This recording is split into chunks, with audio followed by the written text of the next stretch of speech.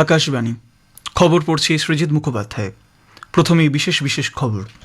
প্রধানমন্ত্রী নরেন্দ্র মোদীকে ইথিওপিয়ার সর্বোচ্চ রাষ্ট্রীয় সম্মানে ভূষিত করা হয়েছে। ইথিওপিয়া সফরের শেষে আজ ওমানের উদ্দেশ্যে রওনা দেবেন প্রধানমন্ত্রী।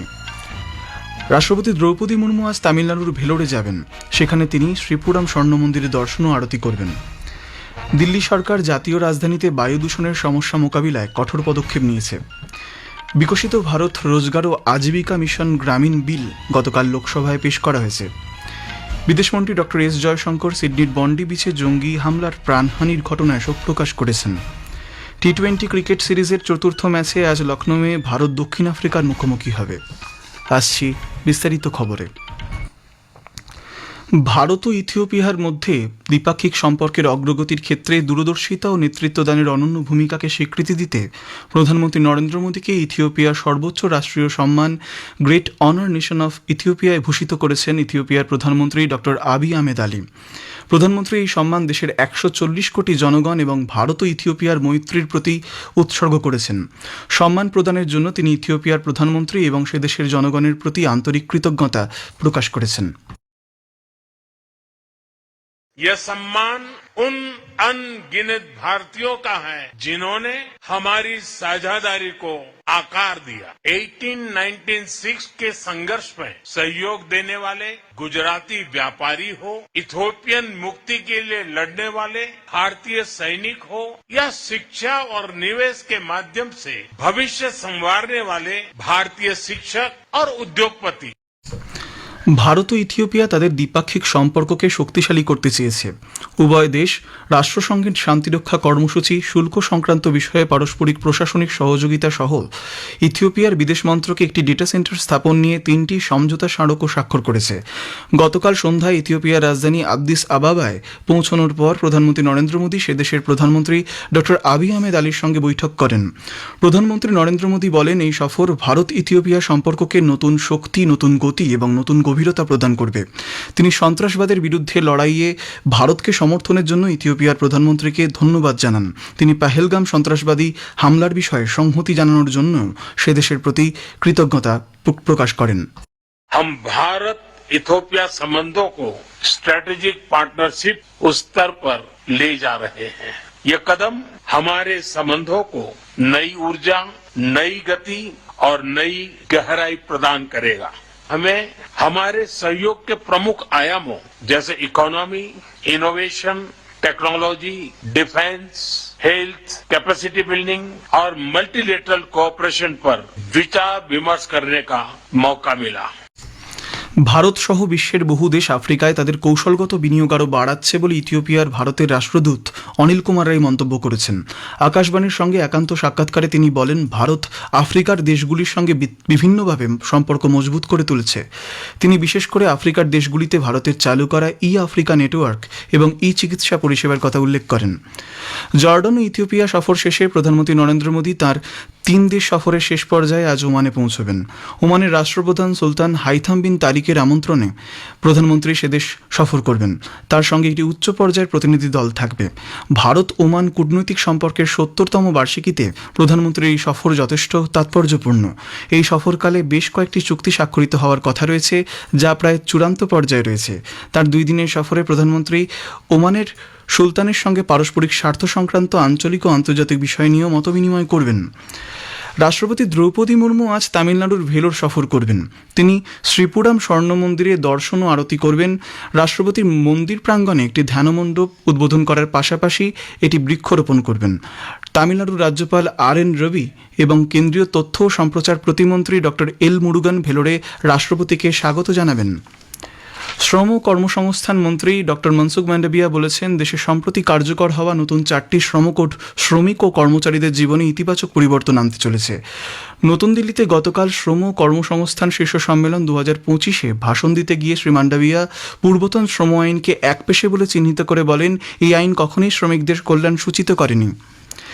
লোকসভায় গতকাল বিকশিত ভারত রোজগার এবং আজীবিকা মিশন গ্রামীণ বিল 2025 পেশ করা হয়েছে। বিলটি 20 বছরের পুরনো মহাত্মা গান্ধী জাতীয় গ্রামীণ কর্মসংস্থান গ্যারেন্টি আইন 2005কে বদল করবে। কেন্দ্রীয় কৃষিমন্ত্রী শিবরাজ সিং চৌহান বিকশিত ভারত 2047-এর সঙ্গে সামঞ্জস্যপূর্ণ একটি আধুনিক আইনি কাঠামো প্রতিষ্ঠার জন্য বিলটি উত্থাপন করেন। এর মাধ্যমে প্রতি গ্রামীণ পরিবারের 125 দিনের মজুরি সহ কর্মসংস্থান নিশ্চিত করা হবে, যাদের প্রাপ্তবয়স্ক সদস্যরা স্বেচ্ছায় অদক্ষ কায়িক শ্রম দিতে চান।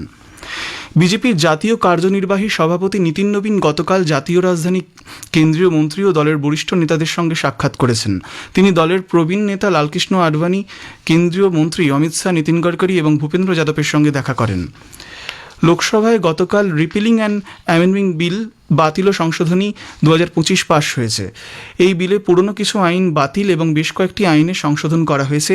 বাতিল হওয়া মোট 71টি বিলের মধ্যে রয়েছে 1886 সালের ভারতীয় ট্রাম আইন, 1976-এর চিনির মূল্যে লেভির সমতা তহবিল আইন এবং 1988-র ভারত পেট্রোলিয়াম কর্পোরেশন লিমিটেডের কর্মীদের কাজের শর্ত নিরূপণকারী আইন। আজকের প্রসঙ্গ অনুষ্ঠানে আজ শুনবেন বিশেষ আলোচনা ভারত রাশিয়া সম্পর্ক। ডক্টর অনিক চ্যাটার্জির সঙ্গে কথা বলেছেন কল্যাণ লাহা। আকাশবাণী সংবাদ প্রযোজিত এই অনুষ্ঠানটি আজ 9:30টায় গীতাঞ্জলি ও ডিটিএইচ বাংলায় শোনা যাবে। দ্বিতীয় তথা শেষ পর্ব শুনবেন আগামীকাল রাত 8টায়। আকাশবাণী কলকাতার এই বিশেষ অনুষ্ঠান এবার থেকে প্রতি মঙ্গল ও বৃহস্পতিবার রাত 8টা এবং বুধবার রাত 9:30টায় শোনা যাবে গীতাঞ্জলি ও ডিটিএইচ বাংলা পরিষেবায়। এটি আমাদের সোশ্যাল মিডিয়া প্ল্যাটফর্মেও পাওয়া যাবে। প্রধানমন্ত্রী নরেন্দ্র মোদী 28শে ডিসেম্বর রবিবার আকাশবাণীতে মন কি বাত অনুষ্ঠানে তার চিন্তাভাবনা দেশ বিদেশের মানুষের সঙ্গে ভাগ করে নেবেন। এটি হবে মাসিক এই বেতার অনুষ্ঠানের 129তম পর্ব। বেলা 11টা থেকে আকাশবাণী এবং দূরদর্শনের সবকটি চ্যানেল এবং Akashvani news on AIR website, mobile app, প্রধানমন্ত্রীর দপ্তর, তথ্য ও সম্প্রচার মন্ত্রকের ওয়েবসাইট ও ইউটিউব চ্যানেলেও মন কি বাত সম্প্রচারিত হবে। হিন্দিতে এই অনুষ্ঠান সম্প্রচারিত হওয়ার পরেই আঞ্চলিক ভাষায় এর তর্জমা শোনা যাবে। বিদেশমন্ত্রী ডক্টর এস জয়শঙ্কর গতকাল জেরুজালেমে ইসরায়েলের বিদেশমন্ত্রী জিডিয়ন জারের সঙ্গে সাক্ষাৎ করেন। সিডনির বন্ডি বিচে হানুক্কা উৎসবের সময় ভয়াবহ জঙ্গি হামলায় প্রাণহানির ঘটনায় উভয়ই গভীর শোক প্রকাশের পাশাপাশি সন্ত্রাসবাদের অভিন্ন চ্যালেঞ্জ মোকাবিলায় দুই দেশের দৃঢ় সংকল্পের কথা পুনর্ব্যক্ত করেন। বিদেশমন্ত্রী ডক্টর এস জয়শঙ্কর বলেন, I convey our very, very sincere, deep condolences at the loss of life due to the terror attack at the Hanukkah celebrations in Bondi Beach. India and Israel have a policy of zero tolerance towards terrorism.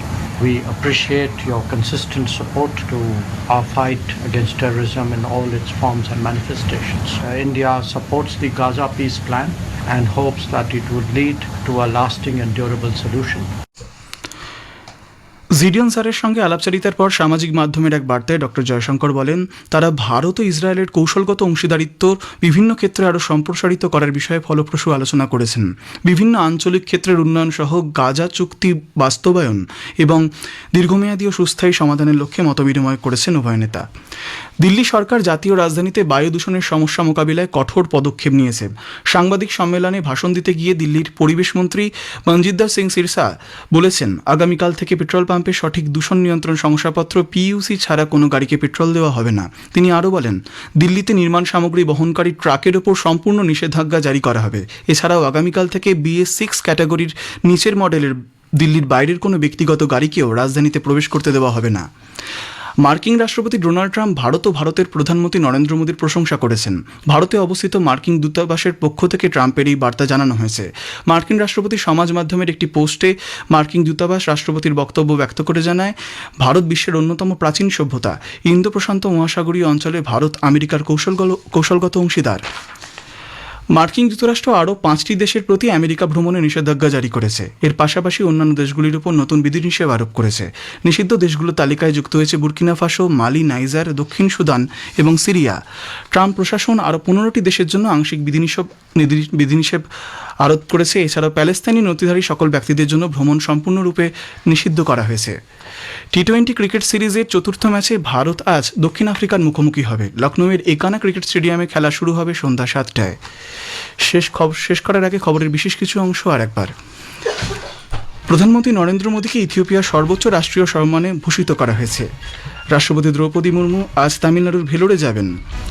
খবর এখন এ পর্যন্তই। এরপরেই শুনুন স্থানীয় সংবাদ।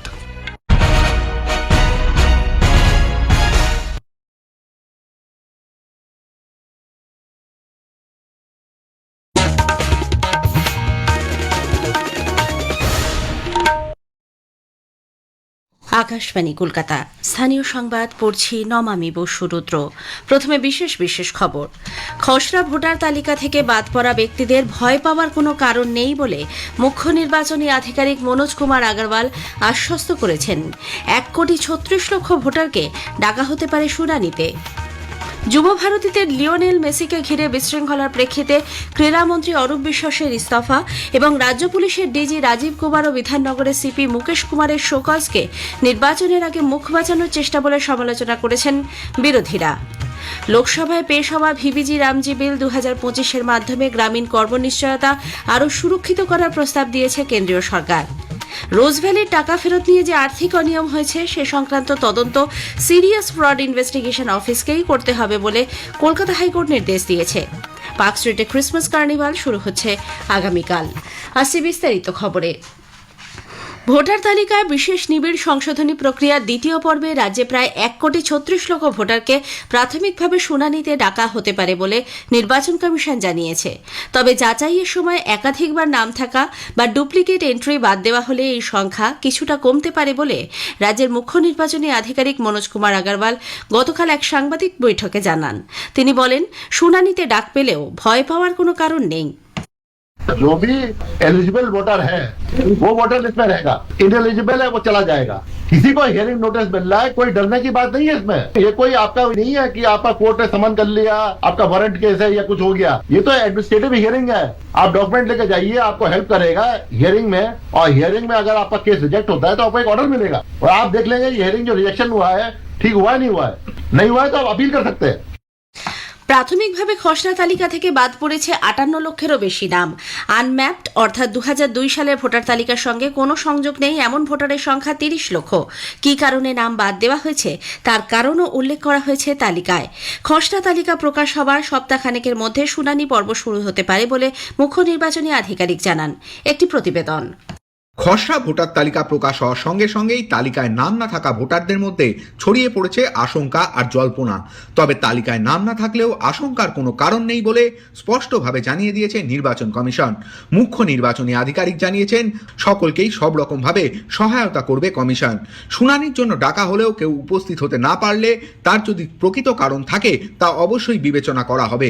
পদ্ধতিগত বা তথ্যের অসঙ্গতির কারণে যাদের নাম বাদ গিয়েছে তারাও ডাক পাবেন এবং এতে কোনো অসুবিধা হবে না বলে আশ্বাস দিয়েছেন মুখ্য নির্বাচনী আধিকারিক। দীপঙ্কর ব্যানার্জির সঙ্গে অভিরূপ ভট্টাচার্য, আকাশবাণী সংবাদ, কলকাতা। এসআইআর প্রক্রিয়ায় বাঙালি হিন্দুদের নাম বাদ গেলে তার দায় মুখ্যমন্ত্রীকে নিতে হবে বলে কেন্দ্রীয় প্রতিমন্ত্রী সুকান্ত মজুমদার দাবি করেছেন। দিল্লিতে গতকাল সাংবাদিকদের তিনি বলেন, এসআইআর প্রক্রিয়ায় যেসব অসঙ্গতি ধরা পড়েছে তাতে প্রমাণিত হয়েছে মুখ্যমন্ত্রীর প্রশাসন কয়েক বছর ধরে রাজ্যে অনুপ্রবেশ করিয়েছে এবং বাঙালি হিন্দু যারা বাধ্য হয়ে বাংলাদেশ থেকে এদেশে এসেছেন তাদের সিএএ-তে আবেদন না করার জন্য ভুল বোঝানো হয়েছে। নানা অসঙ্গতি এসআইআরে আছে এবং সেই অসঙ্গতি প্রমাণ করছে যে মমতা বন্দ্যোপাধ্যায়ের অ্যাডমিনিস্ট্রেশন বিগত বেশ কয়েক বছর ধরে যেভাবে অনুপ্রবেশ করেছে তার সাথে বাঙালি উদ্বাস্তু যারা বাধ্য হয়েছে বাংলাদেশ থেকে এপারে আসতে ধর্ম বাঁচাতে তাদেরকে মুখ্যমন্ত্রী ভুল বুঝিয়েছেন এতদিন ধরে।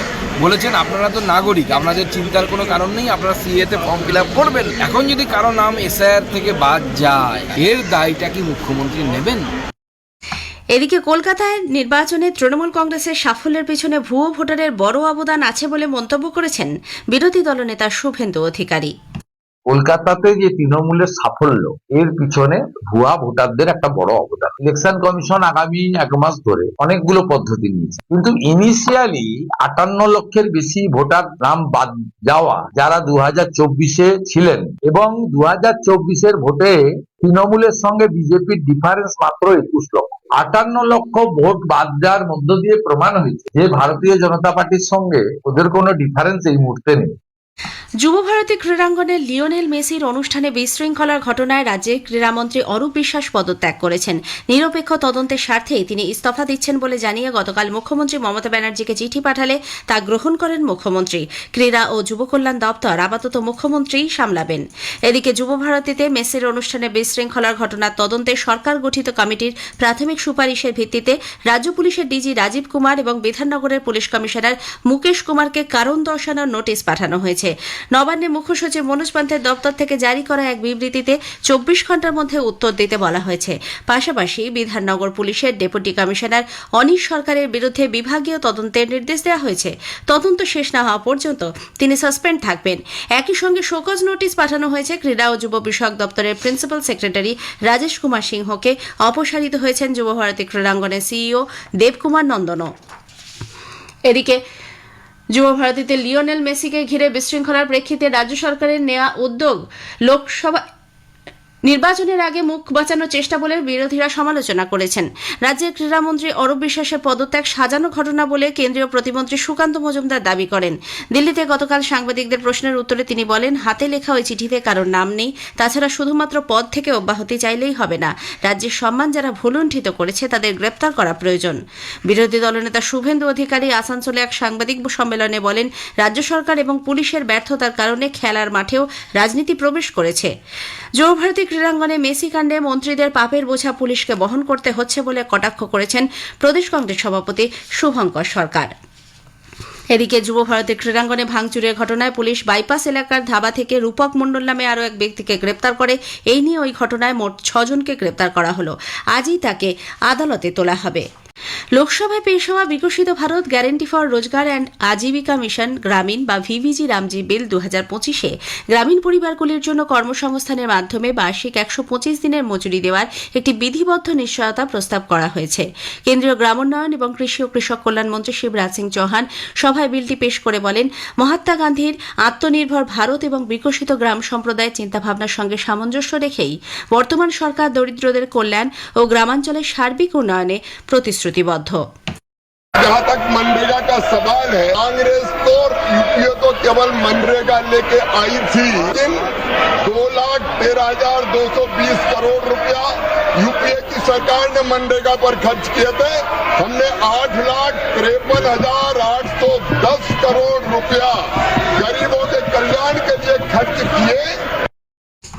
প্রধানমন্ত্রী নরেন্দ্র মোদী আগামী 28 ডিসেম্বর আকাশবাণীতে মন কি বাত অনুষ্ঠানে তাঁর চিন্তাভাবনা দেশ বিদেশের মানুষের সঙ্গে ভাগ করে নেবেন। এটি হবে মাসিক এই বেতার অনুষ্ঠানের 129তম পর্ব। আজকের প্রসঙ্গ অনুষ্ঠানে আজ শুনবেন বিশেষ আলোচনা ভারত রাশিয়া সম্পর্ক। ডক্টর অনিক চ্যাটার্জির সঙ্গে কথা বলেছেন কল্যাণ লাহা। আকাশবাণী সংবাদ প্রযোজিত এই অনুষ্ঠানটি আজ রাত 9:30 গীতাঞ্জলি ও ডিটিএইচ বাংলায় শোনা যাবে। দ্বিতীয় তথা শেষ পর্ব শুনবেন আগামীকাল রাত 8টায়। রোজভ্যালির টাকা ফেরত নিয়ে যে আর্থিক অনিয়ম হয়েছে সে সংক্রান্ত তদন্ত সিরিয়াস ফ্রড ইনভেস্টিগেশন অফিস এসআইওকেই করতে হবে বলে কলকাতা হাইকোর্ট নির্দেশ দিয়েছে। এসএফআইও কেন্দ্রীয় সরকারের কর্পোরেট বিষয়ক মন্ত্রকের অধীন হওয়ায় এই ব্যাপারে অনুমতি মন্ত্রককে দিতে হবে বলে গতকাল ফের নির্দেশ দিয়েছেন দুই বিচারপতি রাজশ্রী ভরদ্বাজ ও উদয় কুমারের ডিভিশন বেঞ্চ। জুনিয়র ডাক্তার অনিকেত মাহাতোর পোস্টিং সংক্রান্ত আদালত অবমাননার মামলায় কলকাতা হাইকোর্ট শীর্ষ আদালতের নির্দেশ মতো রাজ্যকে 2 সপ্তাহ সময় দিয়েছে। এর আগে সুপ্রিম কোর্ট তার রায়ে জানায় আরজিকর হাসপাতালের অ্যানাস্থেশিয়া বিভাগেই অনিকেতকে পোস্টিং দিতে হবে। সেই মতো 2 সপ্তাহ সময় দেওয়া হয় রাজ্যকে। এর প্রেক্ষিতে রাজ্য কী পদক্ষেপ গ্রহণ করেছে তা আগামী 2রা জানুয়ারি আদালতে জানানোর নির্দেশ দিয়েছেন কলকাতা হাইকোর্টের বিচারপতি বিশ্বজিৎ বসুর বেঞ্চ।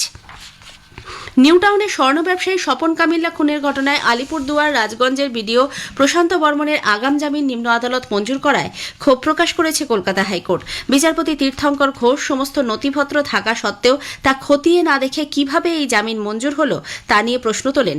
আগামী শুক্রবার প্রশান্ত বর্মনকে হলফনামা দিয়ে নিজের বক্তব্য জানানোর নির্দেশ দিয়েছেন তিনি। বিচারপতি প্রাথমিক পর্যবেক্ষণ, সোনা লুট ও খুনের ঘটনা এবং প্রশান্ত বর্মনের যুক্ত থাকার তথ্য প্রমাণ মিলেছে। 22 ডিসেম্বর এই মামলার পরবর্তী শুনানি। পার্ক স্ট্রিটের ক্রিসমাস কার্নিভাল এবার শুরু হচ্ছে আগামীকাল। রাজ্যের তথ্য সংস্কৃতি দপ্তরের প্রতিমন্ত্রী ইন্দ্রনীল সেন গতকাল এক সাংবাদিক বৈঠকে জানান, মুখ্যমন্ত্রী এই কার্নিভালের উদ্বোধন করবেন। আগামী 30 তারিখ পর্যন্ত তা চলবে। মধ্য ডিসেম্বরে সকাল সন্ধ্যায় শীত অনুভূত হলেও সারাদিনই ঠান্ডা কম থাকছে। আজও আলিপুরের সর্বনিম্ন তাপমাত্রা স্বাভাবিকের ওপরে। সকালে সর্বনিম্ন তাপমাত্রা রেকর্ড করা হয়েছে 15.8 ডিগ্রি সেলসিয়াস, স্বাভাবিকের থেকে প্রায় 1 ডিগ্রি বেশি। শেষ করার আগে স্থানীয় সংবাদের বিশেষ কিছু অংশ আরও একবার। খসড়া ভোটার তালিকা থেকে বাদ পড়া ব্যক্তিদের ভয় পাওয়ার কোনো কারণ নেই বলে মুখ্য নির্বাচনী আধিকারিক মনোজ কুমার আগরওয়াল আশ্বস্ত করেছেন। লোকসভায় পেশ হওয়া ভিভিজি রামজি বিল 2025-এর মাধ্যমে গ্রামীণ কর্মনিশ্চয়তা আরও সুরক্ষিত করার প্রস্তাব দিয়েছে কেন্দ্রীয় সরকার। পার্ক স্ট্রিটে ক্রিসমাস কার্নিভাল শুরু হচ্ছে আগামীকাল। স্থানীয় সংবাদ শেষ হল।